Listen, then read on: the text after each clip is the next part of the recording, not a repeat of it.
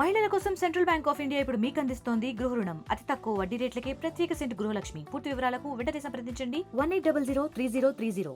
విజయవాడ ముప్పు ప్రాంతాల్లో అయితే కూడా పూర్తిగా రాష్ట్ర హోంశాఖ, అదేవిధంగా కూడా విజయవాడ ఎంపీ, అదేవిధంగా కూడా మరి యొక్క ఎమ్మెల్యేలు కూడా ప్రజాప్రతినిధులు పూర్తిగా కూడా ఇక్కడ ముప్పు ప్రాంతాల్లో పర్యటిస్తున్నారు. ముఖ్యంగా కూడా ఇక్కడ ప్రజలకు కావాల్సిన నిత్యావసరాలు అందించేందుకోసం రెవెన్యూ శాఖ నుంచి కూడా వారు రెవెన్యూ అసోసియేషన్ తరఫు నుంచి కూడా వాళ్ళు అందిస్తున్న పరిస్థితి. మనతో పాటు ఉన్నారు హోమ్ మినిస్టర్ గారు, మాట్లాడే ప్రయత్నం చేద్దాం. మేడం గారు చెప్పండి, గత కొన్ని రోజులుగా విజయవాడ పూర్తిగా ముప్పు ప్రాంతాల్లో ఉన్న పరిస్థితుల్లో ఇప్పుడు ఇటువంటి సహాయ సహకారాలు అందుతున్నాయి, ప్రజలు ఏ విధంగా ఉంది స్పందన?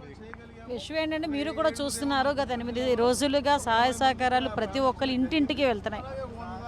ఎక్కడో వాళ్ళు ఎక్కడో ఉన్నారు, ఎక్కడో తీసుకొచ్చి పెట్టేయడం కాకుండా ఇంటింటికి కూడా వెళ్తున్నాయి. కొన్ని చోట్ల ఫస్ట్ 2 days అప్రోచింగ్ అనేది ఇబ్బంది పడి చాలామంది చేయలేకపోయినా తర్వాత అన్ని గౌరవ సీఎం గారి ఆదేశాల మేరకు ప్రతి ఒక్క ఇంటికి కూడా వెళ్ళడం జరిగింది.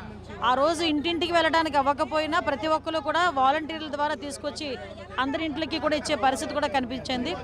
మనం కూడా ఆలోచన చేసుకోవాలి. ఒక పక్క బుడమేరు ఏదైతే బ్రీచ్ ఉందో దాన్ని కూడా మనం అందరూ పూడ్చే పరిస్థితి. దానికి గౌరవ మంత్రి గారు కూడా సుమారుగా 2-3 రోజుల నుంచి అక్కడే ఉండి పర్యవేక్షించడం. ఇప్పుడు రేషన్ కూడా సుమారుగా 60,000 మందికి పైగా ఇంటింటికి కూడా తీసుకెళ్లి ఇచ్చే పరిస్థితి కూడా కనిపించింది. అయితే బుడమేరు పూర్తిగా కూడా నిన్నటికి కంప్లీట్ చేసిన పరిస్థితి. ఈ బుడమేరు వల్ల వరద ఉధృతి వస్తుందని చెప్పేసి అటు ఇంజనీర్ అధికారులు చెప్తున్నారు. దానివల్ల ప్రత్యేకించి విజయవాడ వాసులకు మరోసారి ప్రమాదం లేదంటారా? లేదండి, ఆల్రెడీ బుడమేరు ఏదైతే గట్టు ఉందో గట్టు స్థాయిని కూడా పెంచుతున్నారు. ఇప్పుడు ఎత్తును కూడా పెంచుతున్నారు. ఎప్పుడైతే ఎత్తును పెంచుతున్నారో ఆటోమేటిక్గా వచ్చిన ఫ్లోకి సరిపోతుంది, ఇబ్బంది ఏమీ లేదు. మళ్ళీ తిరిగి విజయవాడకి ఇటువంటి పరిస్థితులు రాకుండా చూడటానికి, శాశ్వతమైన పరిష్కారం ఇవ్వడానికి మాత్రమే ఈరోజు గవర్నమెంట్ కూడా ముందుంది.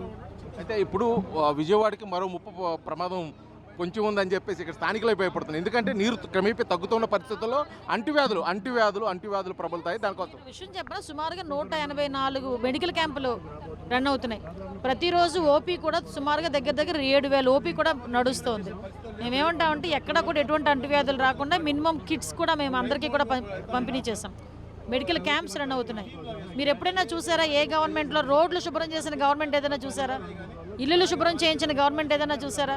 ఈరోజు ఇల్లులు శుభ్రం చేయించి, రోడ్లు శుభ్రం చేయించి, శానిటేషన్ మీద ఉండి, డ్రోన్స్ చేత క్లోరినేషన్ చేయించి ఎక్కడ కూడా ఎటువంటి ఇబ్బంది లేకుండా చూసుకునే పరిస్థితి తీసుకుంటున్నారు. కాబట్టి దాని గురించి ఎవరు కూడా భయపడాల్సిన అవసరం లేదు. అది మేడం, చివరిగా ఇప్పుడున్న ప్రజలు 2 రోజులు వర్షం పడే అవకాశం ఉందని చెప్పేసి ఇప్పుడే వాతావరణ శాఖ అధికారులకు తెలియజేసిన పరిస్థితి.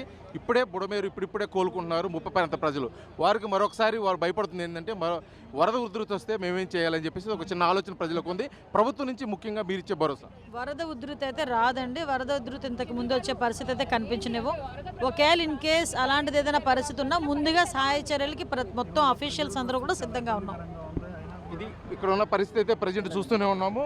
మనము ఇక్కడ ముప్పు ప్రాంతాల్లో మురుగునీళ్ళు సైతం లెక్క చేయకుండా కూడా ఇక్కడ నాయకులు, మంత్రులు, అదేవిధంగా రెవెన్యూ శాఖ మంత్రి ప్రసాద్ గారు కూడా అదేవిధంగా ఇక్కడైతే పర్యటిస్తూ ప్రజలు బాగోగులు తెలుసుకున్నారు. ముఖ్యంగా ఈరోజు అమరావతి జేసీ ఆధ్వర్యంలో కూడా వారికి కావాల్సిన నిత్యావసర సరుకులు, దుప్పట్లు, కండువలు కూడా పంపిణీ చేసి వారిని ఆదుకునే కోసం ఇక్కడ రావడం కూడా ప్రజలైతే కూడా హర్షిస్తున్న పరిస్థితి ఇక్కడ చూడవచ్చు. వీడియోలో శ్రీనివాస్ RTV విజయవాడ. మరిన్ని వీడియోస్ కోసం ఛానల్ ని సబ్స్క్రైబ్ చేయండి. లేటెస్ట్ అప్డేట్స్ కోసం వాట్సాప్ ఛానల్ ని ఫాలో చేయండి. అండ్ లింక్ డిస్క్రిప్షన్ లో ఉంది.